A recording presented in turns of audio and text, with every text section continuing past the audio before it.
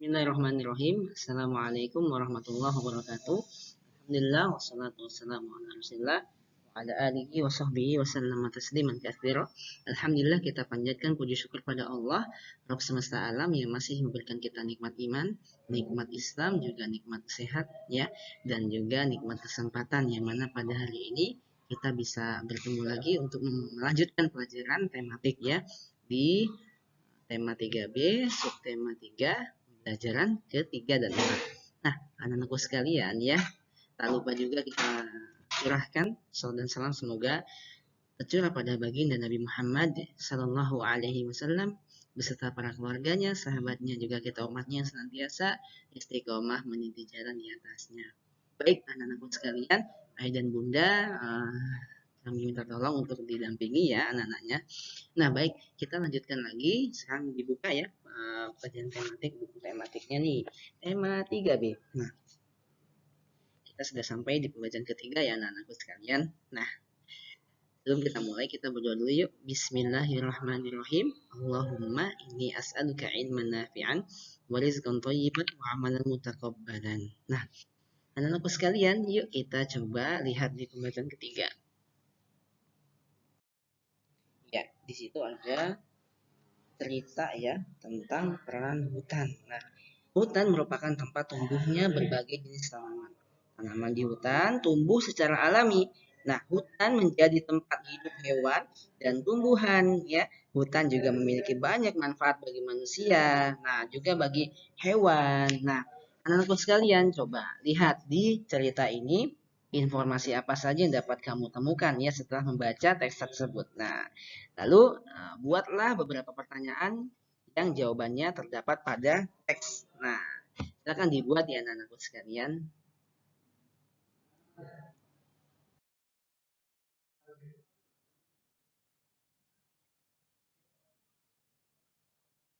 Nah, ini juga menarik sekali ya.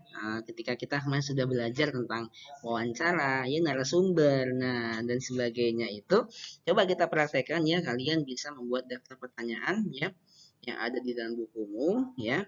Nah, kemudian kalian bermainlah peran tersebut dengan ayah atau bunda kamu. Nah, kamu bisa menjadi pewawancaranya ya, dan Abi atau Umi di rumah bisa jadi narasumbernya.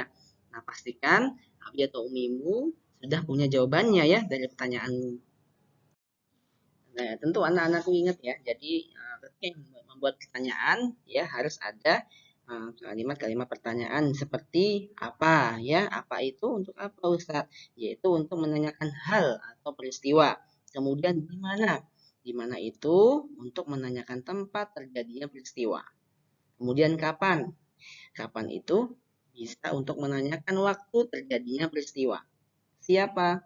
Yaitu untuk menanyakan orang yang terlibat dalam peristiwa. Kemudian mengapa? Mengapa itu untuk menanyakan sebab terjadinya peristiwa. Dan terakhir bagaimana? Yaitu untuk menanyakan keadaan atau caranya seperti apa. Nah, setelah melakukan wawancara nanti kalian bisa buat ya tadi teksnya ya ditulis dengan kosakata yang baku, yang baik ya, dan yang kalimat efektif ya seperti itu. Kalian praktekkan di rumah dengan ayah atau bunda kalian ya. Oke. Ya, jadi kita lanjutkan lagi. Nah, kemarin kalian sudah mewarnai ya, dan alhamdulillah Ustaz sudah melihat dan masya Allah bagus-bagus hasil kalian dalam mewarnai. Nah, sekarang kita lihat nih, membuat motif hias menggunakan bentuk tumbuhan. Nah, caranya lihat ya, seperti di gambar. Pertama kita sketsa dulu nih pola seperti apa yang kita ragam ya, kita gambar hiasnya. Kemudian hiasilah dengan motif hias, misalnya dengan menggunakan variasi garis. Nah, seperti ini ya. Nah, seperti itu.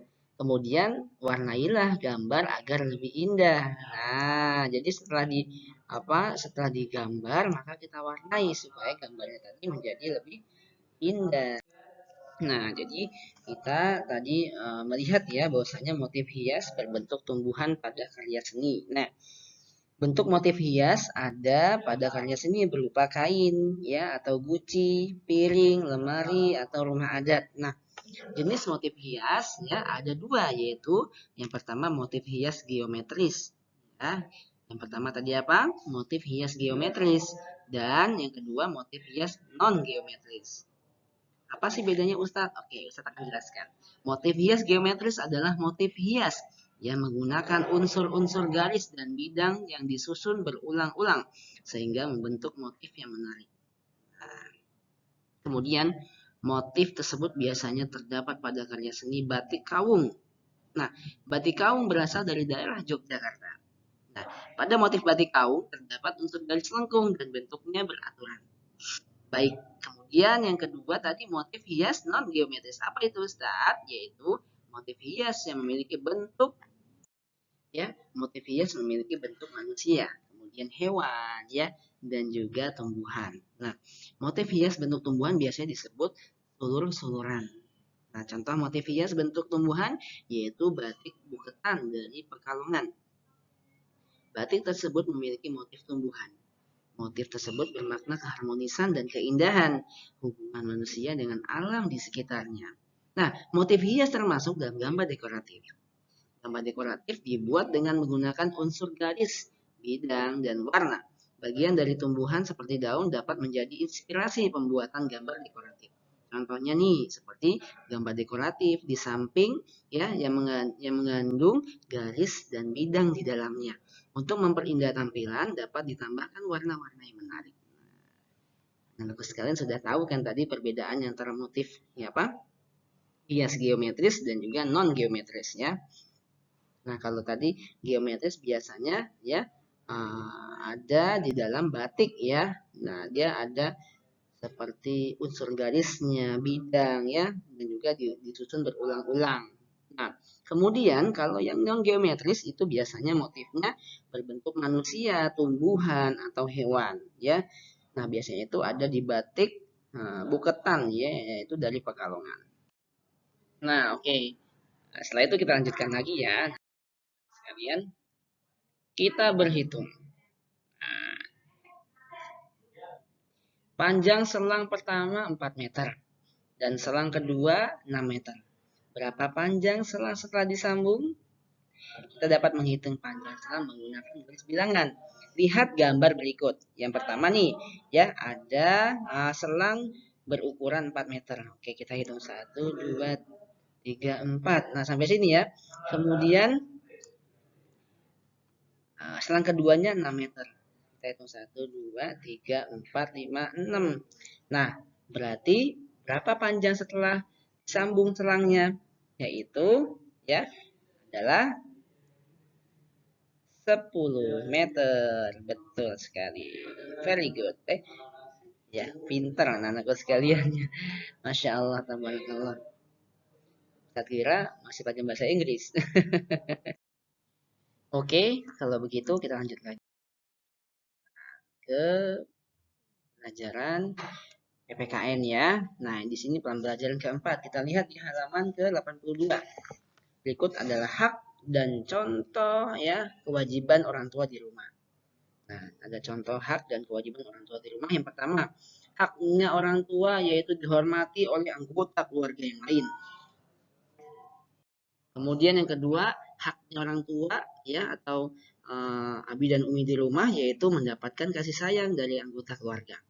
Dan kewajibannya mencari nafkah bagi seluruh anggota keluarga, kemudian menyediakan kebutuhan seluruh anggota keluarga. Yang ketiga, merawat anak-anak dengan kasih sayang. Yang keempat, memberikan contoh yang baik bagi anak-anaknya. Nah, ini contoh hak dan kewajiban orang tua di rumah. Kita lihat lagi.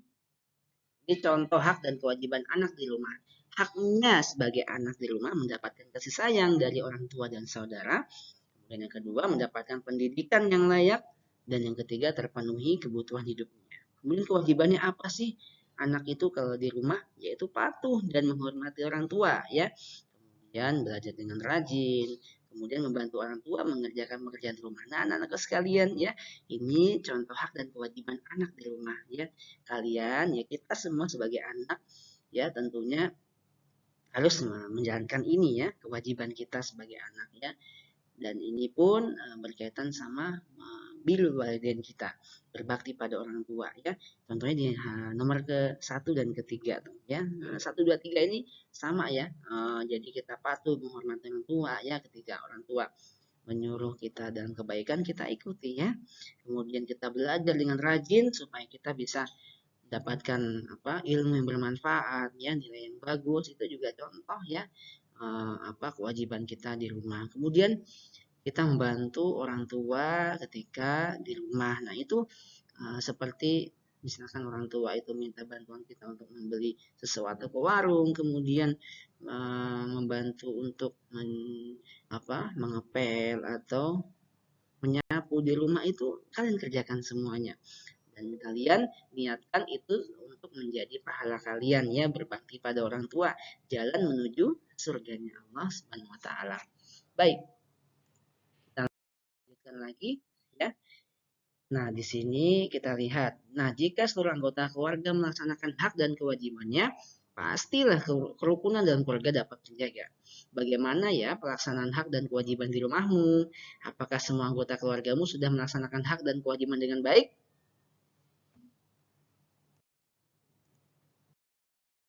Anak-anak sekalian, kita langsung aja ya ke bagian tugas. Nah, yang pertama tugasnya yaitu kalian menyimak video sampai tuntas, sampai habis.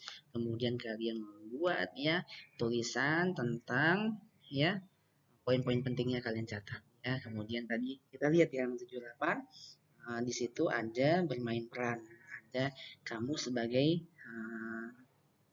pewawancara, kemudian Abi atau Umi kalian sebagai narasumber. Nah, kalian buat pertanyaan ya, kemudian nanti Umi kalian menjawab. Mungkin temanya dibebaskan saja, tidak apa-apa, temanya dibebaskan, nanti Ustaz pengen lihat videonya seperti apa ya. Kalian harus percaya diri ya dalam praktek wawancara. Kemudian di sini ada soal ya, di halaman 80, 81, kemudian halaman 85 ya. Kalian cukup mengerjakan nomor 1 ya, kemudian nomor 2 di sini ya. Saya terasa ini sangat mudah ya untuk kalian kerjakan karena kalian sudah belajar kemarin. Insya Allah pasti mudah. Nah, di sini juga ada gambar lah motifnya sungguhan berikut ibu kerjamu, yaitu warnailah agar lebih menarik ya. Kemudian di sini ada halaman 85 ya, hanya 1 dan 2 saja karena pelajaran olahraga kita pelajari di pekan depan dan insya Allah nanti akan dipraktikkan oleh Ustadz Muhammad ya. Insya Allah kalian besok libur, jadi Ustadz memberikan kelonggaran ya, mengerjakan tugasnya boleh dikumpulkan sampai besok ya, besok pagi atau besok siang nggak apa-apa ya. Dan ingatkan lagi untuk terus ya semangat dalam belajar, kemudian jaga ya kesehatannya di rumah. Yang sakit ya semoga cepat sembuh ya, semoga diangkat penyakitnya, dijadikan sakitnya sebagai pengampun dosa yang teruntuk memenuhi bid ya, yang qadarullah sedang sakit, dan juga Amir dan juga ayahnya, semoga semuanya ya yang sedang sakit diberikan kesembuhan, amin ya rabbal alamin. Nah, anak-anakku sekalian ya, ya, jadi insya Allah besok libur dan kalian bisa istirahat ya di rumah. Kemudian jangan lupa untuk mengerjakan tugasnya dan jaga sholatnya ya di rumah dan terus berbakti pada orang tua. Baik, mungkin itu saja yang dapat Ustaz sampaikan. Semoga Allah mudahkan dalam memahami pelajaran hari ini. Kita tutup dengan doa kafaratul majelis. Subhanaka Allahumma wa bihamdika asyhadu an la ilaha illa anta astaghfiruka wa atubu ilaik. Maaf ya kalau Ustaz ada salah kata atau kurang ya. Semoga bermanfaat. Wabillahi taufiq wal hidayah. Wassalamualaikum warahmatullahi wabarakatuh. Anak soleh siap insya Allah. Abu Bakar Ashidik, baik, cerdas, kreatif, mandiri, mandi sendiri.